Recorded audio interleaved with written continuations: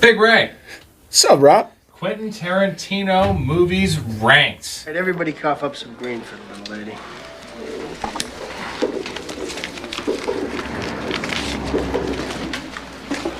Come on, throw in a buck.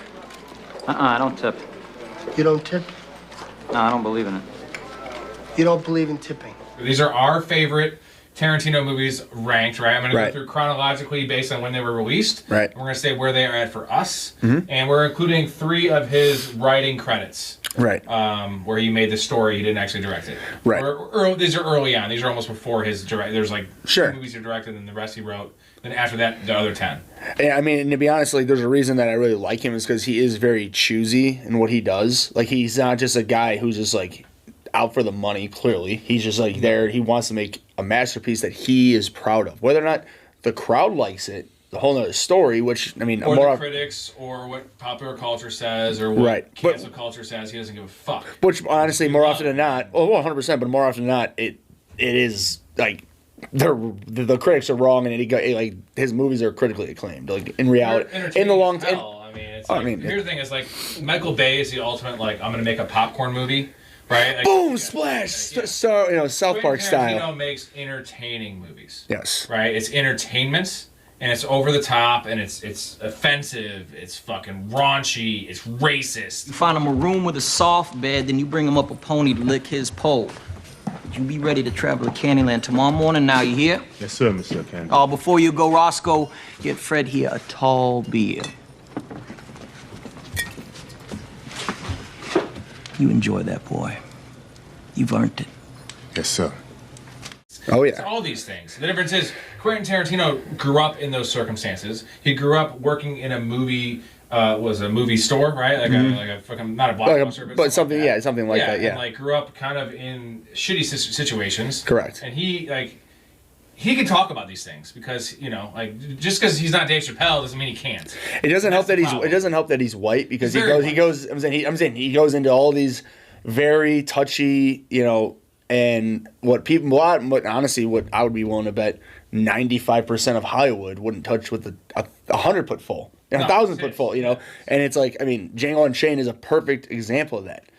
All the N-word is used, like, I mean, it's all of his continuously using it. Reimagining films are like, but it's like he's extremely liberal, and he's like when he does these things, and there's nothing wrong with that. It's just saying when he does these things, he's portraying it to a point that that we can all like sympathize with. You know what I mean? Like, because it's not like all these movies and these subjects he's going into weren't horrible things. That's why it's so interesting and why he does capture our attention. The reason I really like his movies because he really goes into these really controversial topics and he really divulges into them and he really makes you feel like that. Even though of course it's really hard to put into any movie of what truly happened in any era of history, especially in these horror things that happen, slavery and all this stuff.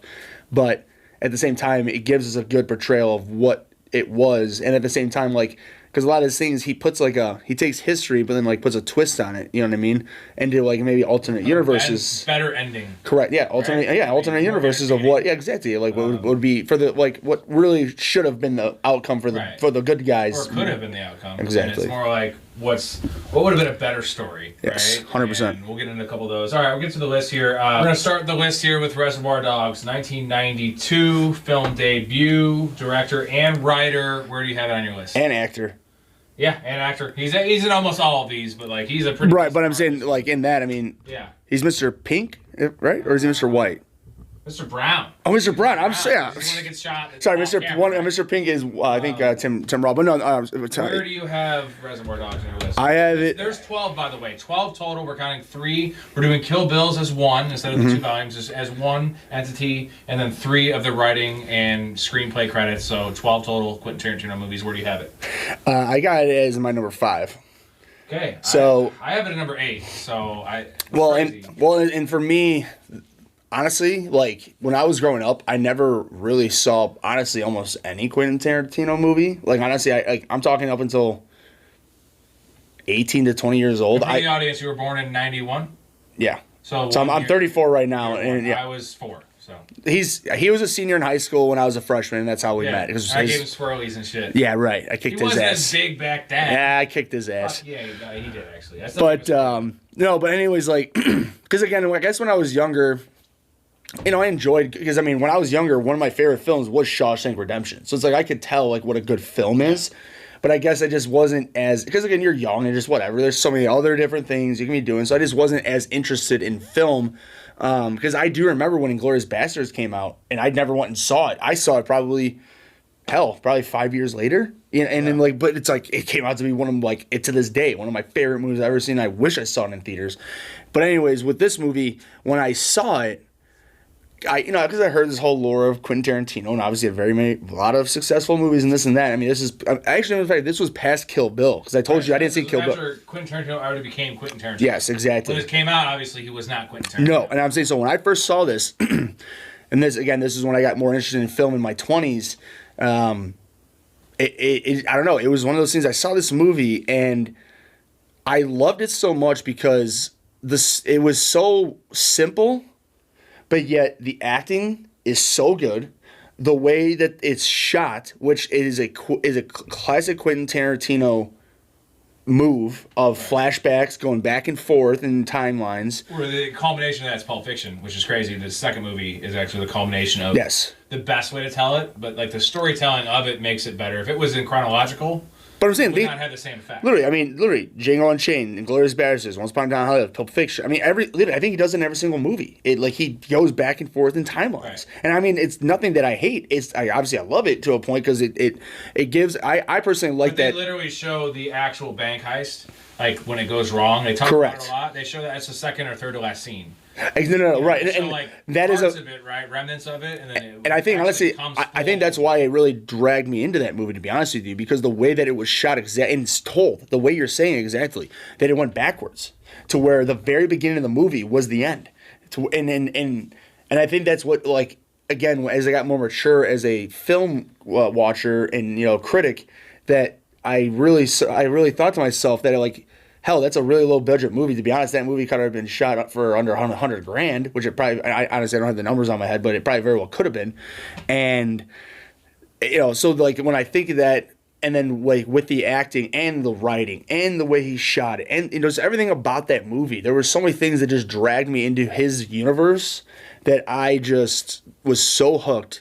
And it really at that point was, as they say, the rabbit hole began with his movies, because at that point I started watching everything and anything, and it became at this point to where everybody, look at me right now. We all have that TV show, movie. It doesn't matter what movie or TV show it is, but it has something that we've seen it a cajillion times, and we'll still watch it no matter if it's on TV. For me, it's Armageddon. Oh, I understand the ear scene in this movie. No. I'm saying like a movie like Armageddon. It's just like Armageddon's a good shitty movie, but like I love that movie, and it's just like. But I'm saying this is a great movie to where anytime I see it, I'm watching it. Like I'm definitely 1.2 million budget, by the way. That's crazy. I know. I mean, and it has some relatively big name actors. And I think that might have been probably a lot of the budget. Yeah. And like the beauty of the way it's shot, in terms of like the order and all that, like, that's a ballsy, like, not an FU move to like just showing who he is, like, cause it's a risky move. Well, I think how he was nobody, right? Well, he from was what a I think, counterculture dude that came in, like he was young, super young. I don't know how old he was when he directed this. I'm guessing like 32, I was late 20s, early 30s for sure. Yeah. I mean, you don't just come in to be a director, right? Yes. And he pulls off this bleak ass story that, I mean, it's funny, it's all the great, but he wasn't Quentin Tarantino yet. No. So for me, I have it at number 8, and I should have it higher. This is my favorite like Quentin Tarantino movies, and like the reason I should have it higher if I wanted to go that way was that he didn't have the tools that made these later movies better, because he didn't have the street cred, right? Like he couldn't do what he wanted. Could you imagine? Like I'm just saying, like when Inglourious Basterds was made, if he had the budget, you couldn't have that as your first movie because you don't have the clout. No. I mean, I'm saying like the budget and just and just in general, like how much more he could have put into that movie with a budget, and to your point, the hearsay and just like the star power at that point. But you see a lot of the and to your point, he can never do ever in Django or Inglorious. Right. You don't. Yeah, you can't Ever. trust that. But like you see the sprinklings of, the long drawn out, like the opening scene where they're, I don't tip. Like those conversations, and then the story about the when he has the weed. But that's why I love that movie, dude, because it makes it. It's like that's why I love Seinfeld. It just takes real life stuff. Because I'm being honest, I tip. I used to work as a delivery person. Like I understand like doing. He's talking about not tipping a fucking breakfast waitress. That's those are the people you have to tip because they don't make anything. 100%. I get because you're paying a delivery fee when I do a delivery, and it's like you want to pay me less. Like I'm not happy about it, but I still get a delivery fee. If like you're not tipping like a bar, like not tipping as well to like someone that gives you drinks is different because the bill's so high. Breakfast is so low. You gotta tip the freaking breakfast waitress, man. The bill's gonna be like $50 for like 6 people. Yeah, I don't tip. Right. What do you mean? You don't You tip? just want to throw in $1. Well, speaking of Seinfeld, that's Elaine's dad. I know. Yeah. Same character. Okay, we're gonna go to the next. That probably is the same guy. Next same film, universe. This is a one he wrote. So this is True Romance, 1993. He was the writer. Wrote the whole thing. I mean, there was some changes, but I know you have not seen it. Yeah, unfortunately, I haven't seen it, but now it will be on my list to be watching this weekend. This week, I'm sorry. It's amazing. It is amazing. One of my favorite Brad. I say it's late right now, but I can't promise you tonight. But I will watch it in the next couple days. It's one of the weirdest movies. I don't know what it is. It's called True Romance. It's kind of a love story, but it's like a crime drama. It's got everything.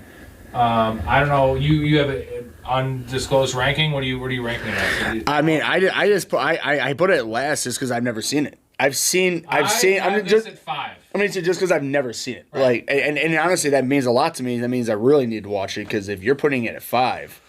You'll see. It's awesome. And a lot of people have not seen this movie. Christian Slater's great in it. I do like Christian Slater. Dude, Brad Pitt's awesome. Like, there's just Chris Penn's in it. So wait. So Quentin Tarantino and Brad Pitt had a relationship all the way back then. Brad Pitt's best.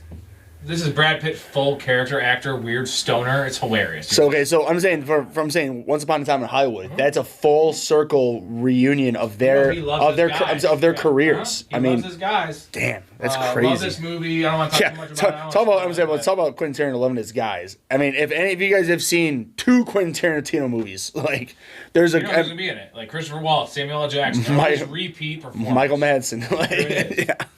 Just love this movie, man, and it's a gem. It's unknown. Like again, I can't wait to watch it. And you know what? We should do our own deep dive when I watch it. I love that. On that own movie. I've seen it maybe 3 or 4 times. So that means I still have it this high on the list. So that's Erica watch it. So that means we both have more homework to do and got good podcasts coming in the future. Okay, his third movie was Pulp Fiction, which is unbelievable. Considering to this day that's still. So he went 92 Reservoir, 93 wrote True Romance, and then that kind of catapulted him to be able to do whatever he wanted, which is Pulp Fiction, which is my number 1 because I cannot not have it my number 1.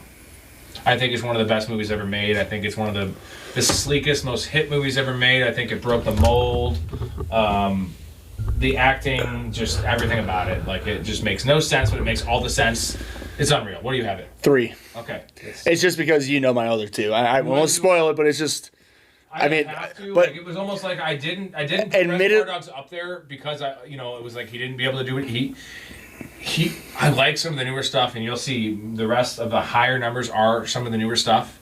But I don't feel like there's more of the cast, the story, the weirdness, and the rawness. This is the rawness of it. There's no point to the movie. Well, it's raw. I mean, no, it's funny because it's not as raw as Reservoir Dogs. Because that is as raw can like, get. Do you know what's the theme of Pulp Fiction?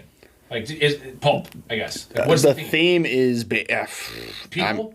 There's not a theme, right? Like Django theme, like the theme of. I mean, there is not a theme. There's not a theme, and that's what makes it so great. Is that like it just makes no sense, and like he really goes into this is where the dialogue, right, really steps it up. The stuff about Amsterdam in the first scene, like the scene at the weird diner or whatever that is, the restaurant with All right, so. I just typed in on Google, just Pulp Fiction themes, and I just went to the first website, so of course it's not great research, but it says Pulp Fiction themes, time, In the world of Pulp Fiction, timing is everything. Tarantino intentionally disorients the audience by showing the events of the film out of order, most obviously beginning with the final scene in the diner without any subtitles or title cards to explain when the film is flashing forward and backward in time. And I mean, again, that does make sense because what literally we just talked about. That's a main Quentin Tarantino life. And that takes it over the top. But even without that, if you were to watch it in chronological order, which I actually have done, it's really weird. Oh, I believe that. It's still a great film. I mean, John Travolta. I'm not a John Travolta guy. But this is. This is it. Crushes. It's Maxed out. John Travolta always taking shits. Everything. I mean, I'm saying for you and I, this won't be up there. But I'm saying like. For you and I, this has probably got to be his best acting. I'm saying for our life, I'm saying for our parents, it could be like, what's it called? Friday Night or Grease. That's my mom's like favorite. This is his. That was, and also, what's the disco movie that he's in? Friday Night Fever. Saturday Night Fever. Saturday Night Fever, yeah. It's a Night Fever. Yeah, I think it's Saturday Night Fever. But I'm just saying, but again, that's our people. But again, those are not good movies. Even like Grease, sure. I mean, Grease. I'll admit, like if you're being able to be a theatrical, like dancing and singing and whatever, you're a good actor, but at the same time, actual acting in a serious, fucked up world, this movie is exactly it, and he killed it. And this was a great time to kind of rejuvenize his career, right? And that's what Tarantino does. He takes, Jamie Foxx and Django. He does. That's what he kind of does. It's like he's like, okay, this guy's good. He's been bad, not bad. He's made bad choices. People have forgotten about him. Right. Let's put him right in your face and show the audience what this dude is about. And real quick, I'm sorry, the others were fate and morality for the themes, right. Which makes sense because I think the ultimate the name is people.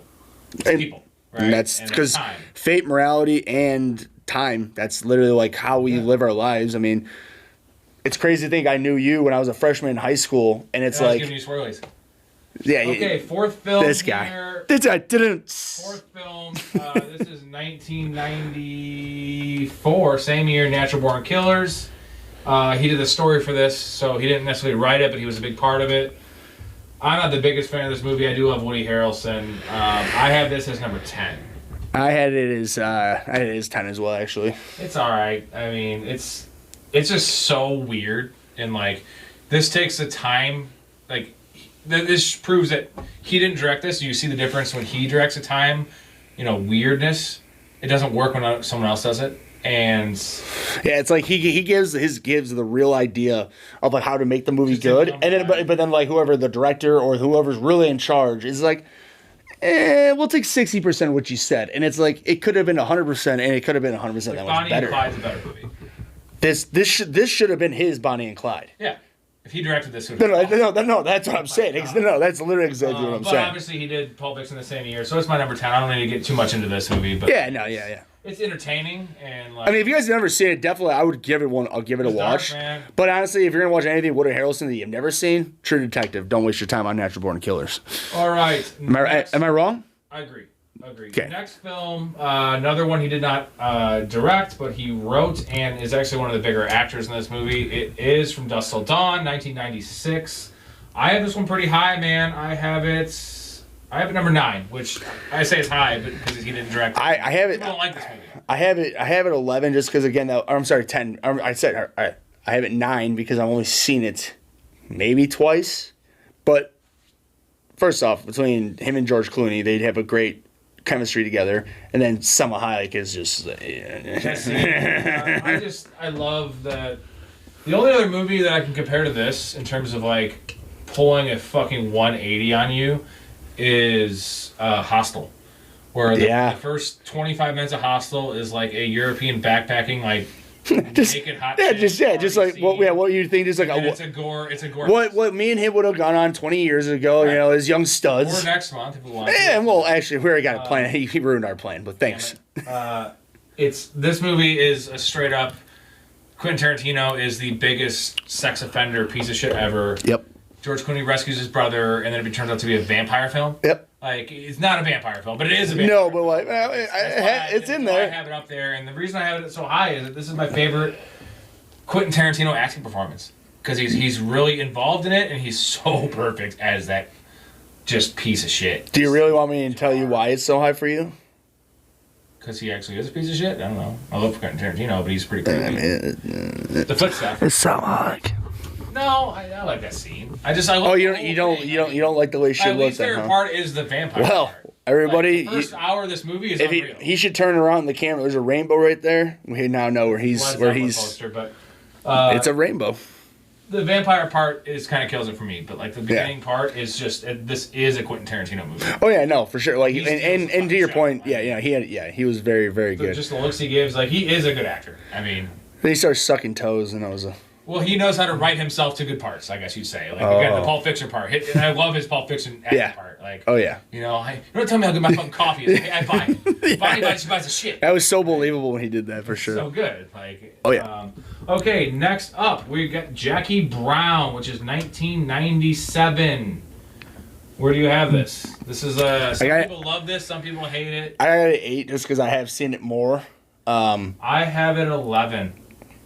Yeah, I mean, well, and again, you've seen the other It's movies. so long, man. Well, yeah, that's so true. slow. But I'm literally just putting it higher because I've seen it more. And I love Sam. I love Samuel. And like even with that, I still have it at 11. Well, he's got a ponytail in that. It's just, It's that. First so- off, that's unbelievable. It's just so slow. Oh, that's my nitpick. And like it's just there's so many the dialogue. I like it. It's a good movie. It's just I can't get on board. Some people think it's like their favorite. Yeah, no, and I've heard people talk very highly of it. It's a hit or miss for most people. All right, we're moving on here. We have Kill Bill. This is 2003. We're combining this into one. It's 2003, 2004, volume 1 and 2. We're making it into one, and I'm not going to cheat and say it's number one because it's two movies into one. Like that is making it actually probably the best, but like I'm putting it full circle, thinking of both the films. I have it as number 6. Yeah, I got number 6. 6 as well.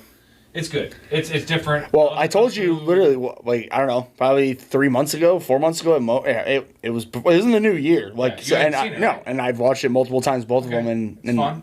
Well, first off, Some really good I'm a scenes. very, very, and I told him this, by the way, just for disclosure. When I told him I never seen him, he looked at me. He's like, "Are you fucking crazy?" And I was like, "Yeah, but no, but yeah." But no. But my point is that I told him I'm a very big fan of Japanese warrior culture, like samurais and ninjas, and and all that stuff. And he literally looked at me. He's just like, okay, like that's literally what this is with Quentin Tarantino doing it. And I'm like, oh, Over the top version. right. And I'm like, oh, and I watch it and I just go, oh.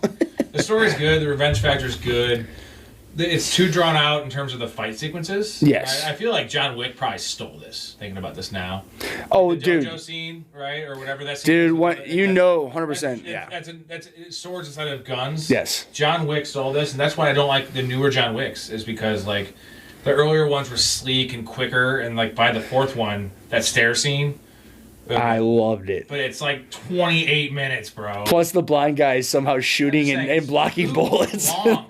That's a third of a movie. But I'm sorry, it's because that blind guy entertained me so much. I love that And guy. that scene in Kill Bill where they're in whatever that is, where all the people, the Asian people, Right. it's like 25 minutes. Oh yeah. They're saying like it could have been done in 12. Well, and especially the way Eventually they. it just gets boring. Well, especially the That's way. why I Well, have it down here. well, no, I'm saying especially to your point, the way that they depict both, for Kill Bill and for John Wick, it's supposed to be like instant kill, like assassins. And to your point, why should you elongate such? We get the point. They are a badass. They are a bad, stone cold killer. You can just do it within not 25 minutes, That's but my only even gripe. 10 minutes. Yeah. That's my only gripe, and I don't think I'd even have it any higher. I should have it lower, but again, the duel, putting it as 1 and 2, the story's solid. Like I'm not a big Uma Thurman fan. I love her in Pulp Fiction, but solid female lead. Yeah. The mystery of who Bill is, all that stuff. I like it. It's just it's in the middle for me. Some people love it though. Next we have, oh god, Death Proof. What do you have? 10. Only because I've seen actually. And it's not even because I love it. It's just like I've just happened to see it like that's it's crazy. I've seen, like I said, these other 3 movies that I said I haven't really seen. You know what less than that. depresses me is that the only other movie he's the director, writer, and producer on is Once Upon a Time in Hollywood, and like that's 2 of all these he is, and this is one of them, and this one is awful. It's awful.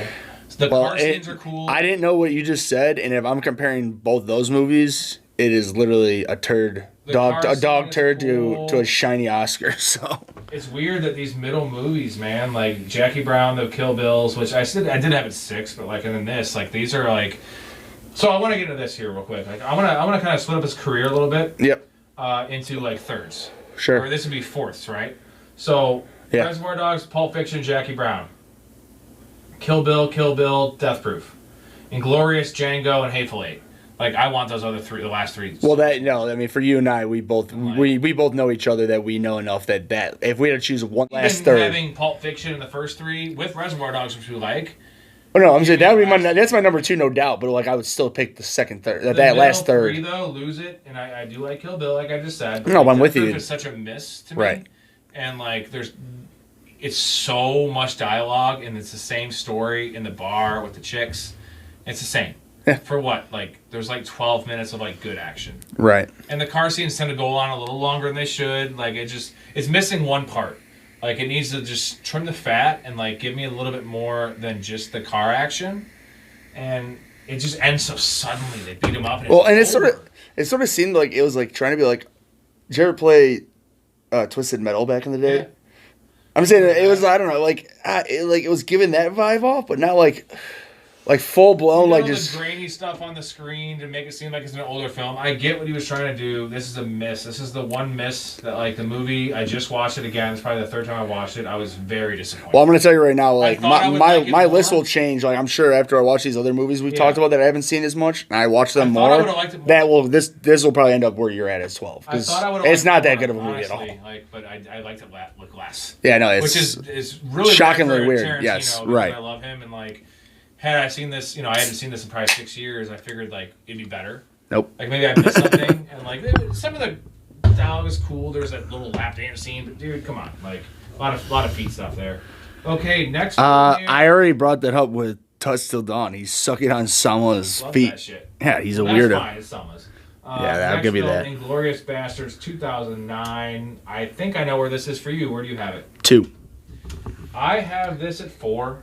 I love this movie. I actually just watched this one again 2 days ago, and it's unreal. It's amazing. It's funny. It's sleek. It's the drawn out parts are just drawn out enough. But like the tense part, like dude, the opening scene is one of the most tense. Like I don't know, like and first off, Christoph Waltz scene with when they have the crepe or whatever, like that's drawn out, like that's with him. Like dark, you know what I mean? Not as long. Well, and it's crazy because like when you first watch that movie, first of all, if you've never seen the movie, please for the love of God watch it. And if you have seen the movie, you'll know what we're going to talk about right now.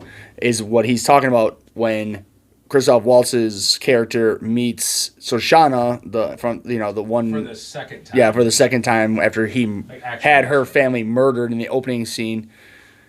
He literally has asked her life. He already knows. Tell me if I'm wrong. He sees her face. Immediately he sees her face. I think he already knows. But the fact he orders milk. No, that is where I'm saying right away you could assume he doesn't know her. I'm saying and then when he sits down and does exactly what you just said and orders the milk, it is so creepily effed. That you're just like, oh my God, this guy knows exactly who she is, knows exactly everything that's going on, and doesn't even care. He's going to F with her. I mean, and that's another thing that with Christoph Waltz, I mean, that's another thing that you're going to see with my top 2. He's the one. Like, he steals the show with everything he does, like, in these movies. Like, he's just such a good actor. And then with this movie, I love the fact that there are 3 fractions of this movie. Like, like there's the Inglourious Bastards, there's Shoshana and her theater, and then there's the with Michael Fassbender, like. And also then the whole Christopher Waltz angle too, so it's almost 4. Yeah, you're right. Yeah, you're right. The Nazi angle.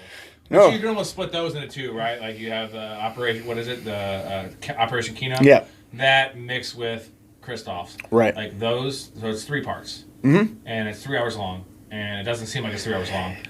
And that's also why I love that movie because I am never afraid of long movies. You and I know, if you're a loyal listener, you'll know like most of my favorite movies are pretty much long movies in general, and it's just one of those things that's why I love them though, because it's like you watch them, like he just said, this movie, and that's why also I love it though, because again it goes to the whole with the whole Quentin Tarantino way that he directs and writes his movies.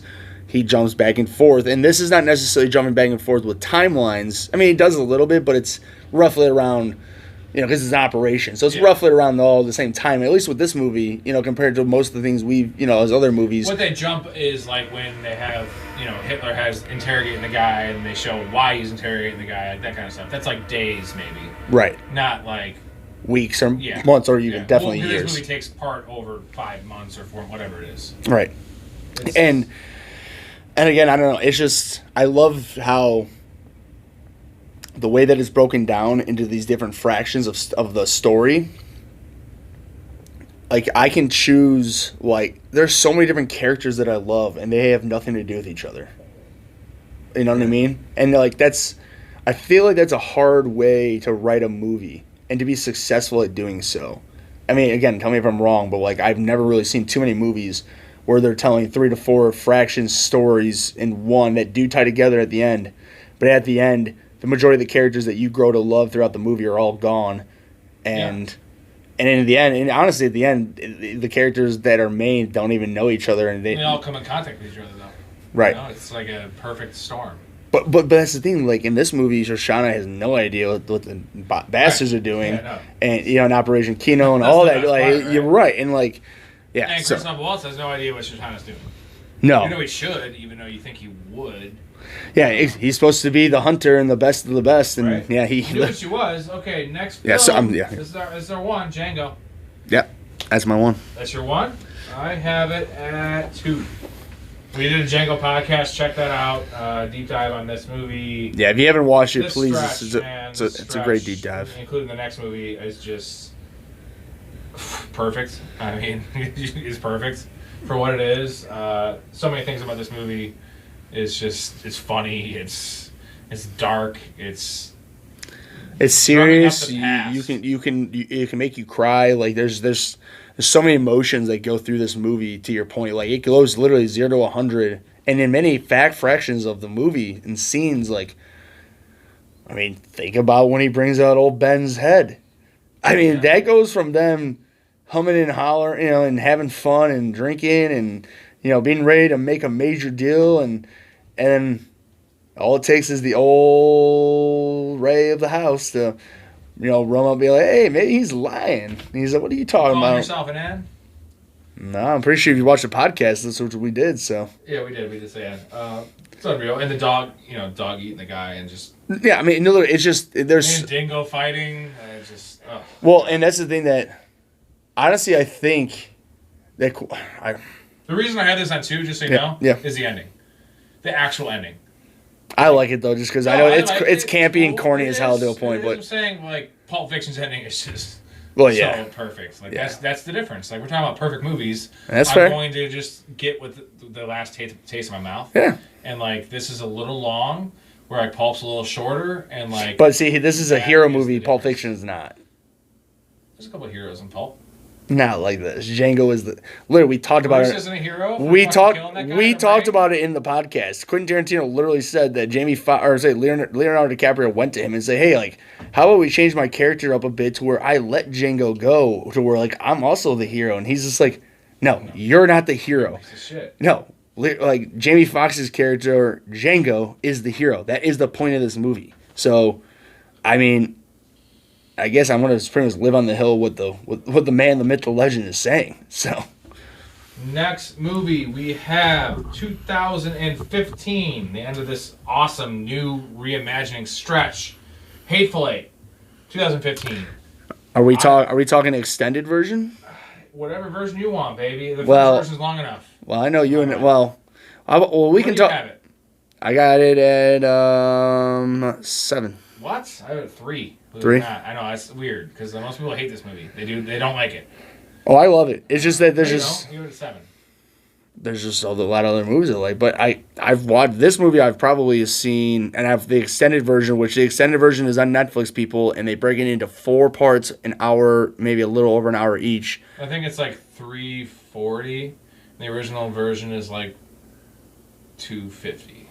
Okay, so maybe they're like 50 minutes or something. Yeah, it's you know, like like, 3-4. So it's an extra like 30 minutes. but it just adds enough, you know. Like, Yeah. but no, like again, this goes again to the way he tells his storytelling. Like, it goes into the middle of the story, and just everything about it. Because again, like as I've gotten older, I've very just become more interested in old Western, like the way people lived and grew up in the late 1800s, right, 1800s through the early 1900s. And this is literally what this was. I can't remember exactly when it took place. It was probably 1800s at some point, like, or late 1800s, 1860s or whatever the hell it was. Well, he's got a Lincoln letter. So. Yeah, there you go. Yeah, 100%, yes. But again, just I want to say the quote, the blank with the Lincoln letter. yeah, dude, and see, that's why I love Quentin Tarantino movies so much. This literally is a huge depiction.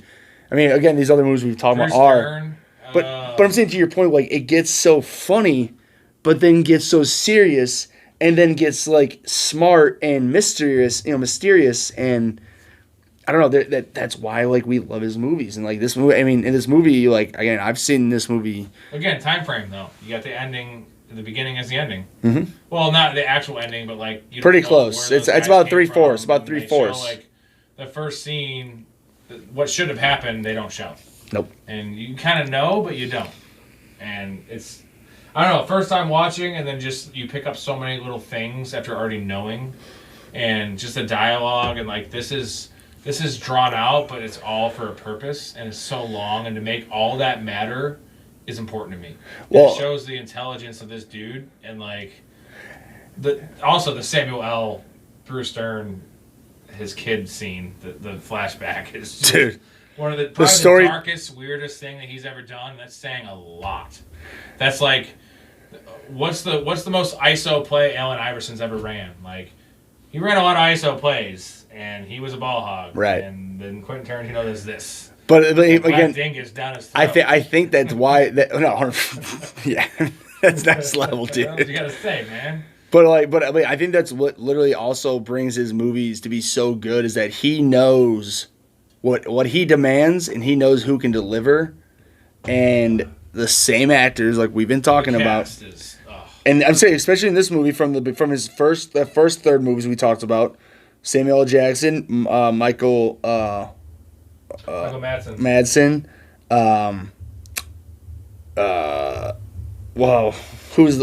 Who's the one Ray that was in Django?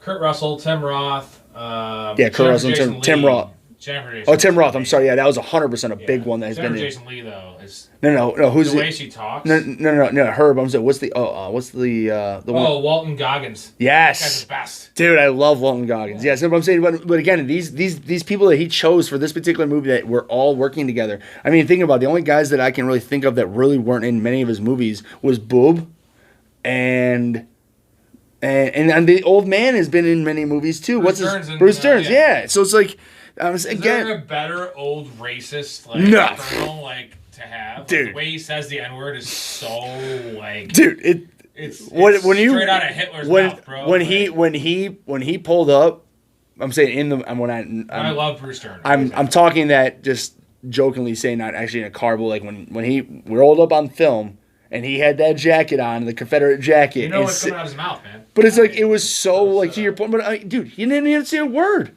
To your point, he just looked it so easily. It was so well casted. It's like, and, Jennifer Jason Leigh as Daisy Domergue is just so...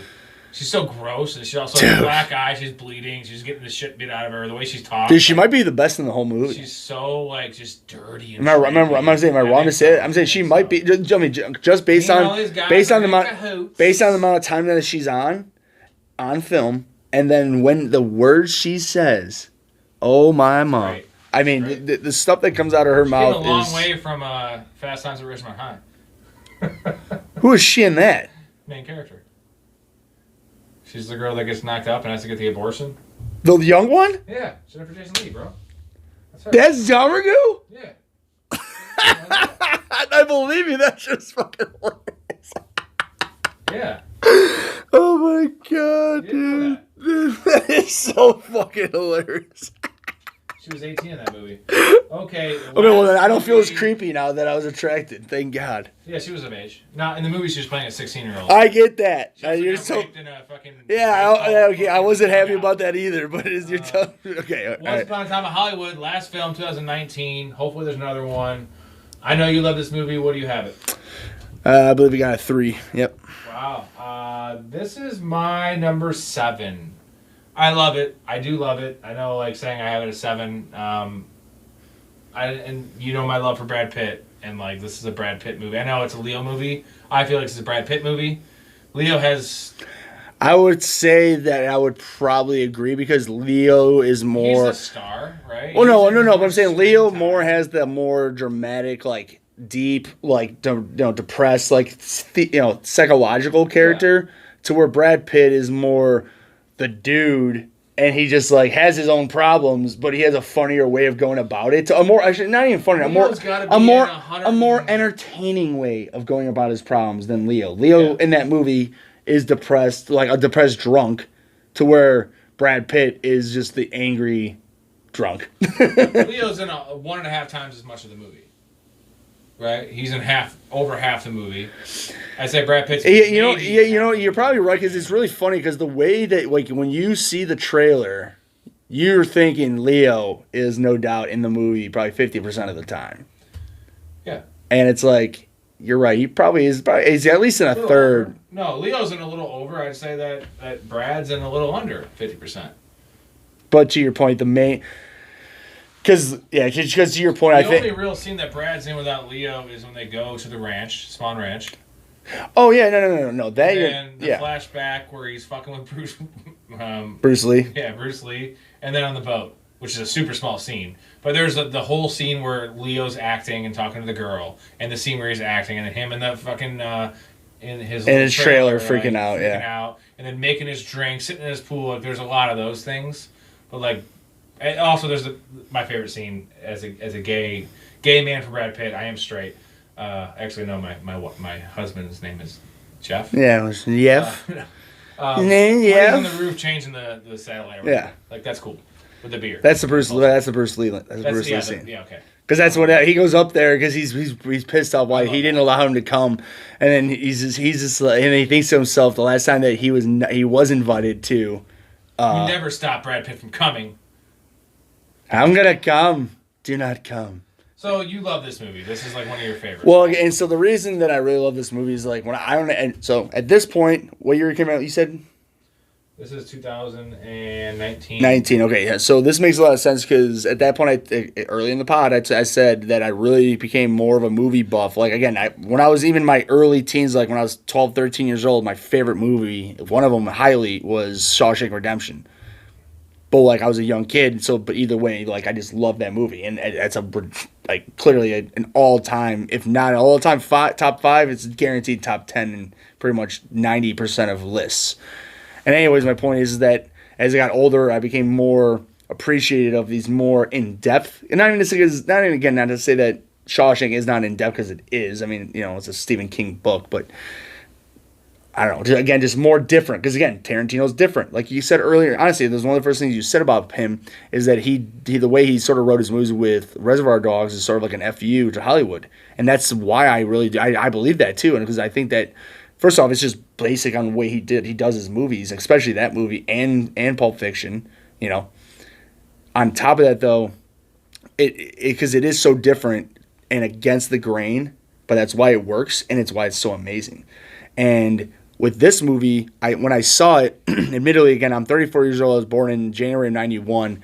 I really didn't know much about the golden era of Hollywood when this movie takes place. Like, I mean, I knew some. So when I went and saw it in theaters, because of course it was a Quentin Tarantino movie, I was ready to go see it in theaters, like a brand new movie. And I saw it, and like I liked it, but I was just like confused because I didn't know like Again, I knew about Charles Manson stuff, but again, I didn't necessarily know, because the whole thing with the whole movie is that it's a fictional character that he's making of Leo's character because again, I didn't support the Manson.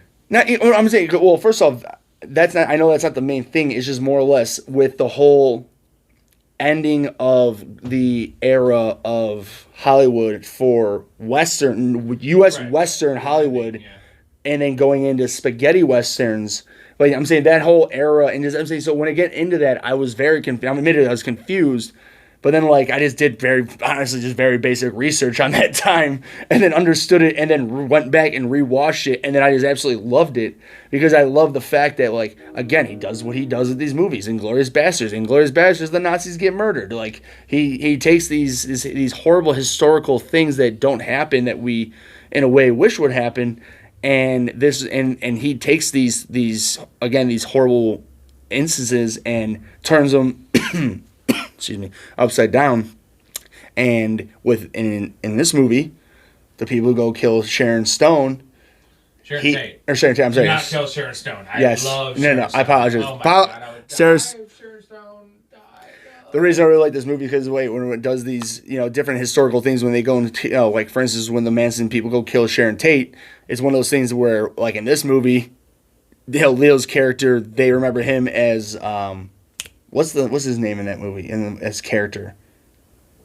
I don't remember. But the West. You're fucking number 2 or I number know. 3. Well, I'm Raid right now, but I'm more. We love this movie. We love Quentin Tarantino. Hopefully you do. Yeah. Watch True Romance, and you're gonna. You yeah, text we're me, gonna come back and do put it a in the deep dive comments. into that. We are gonna do that. All right, we'll see you soon. Hey. And it's been a complete joy.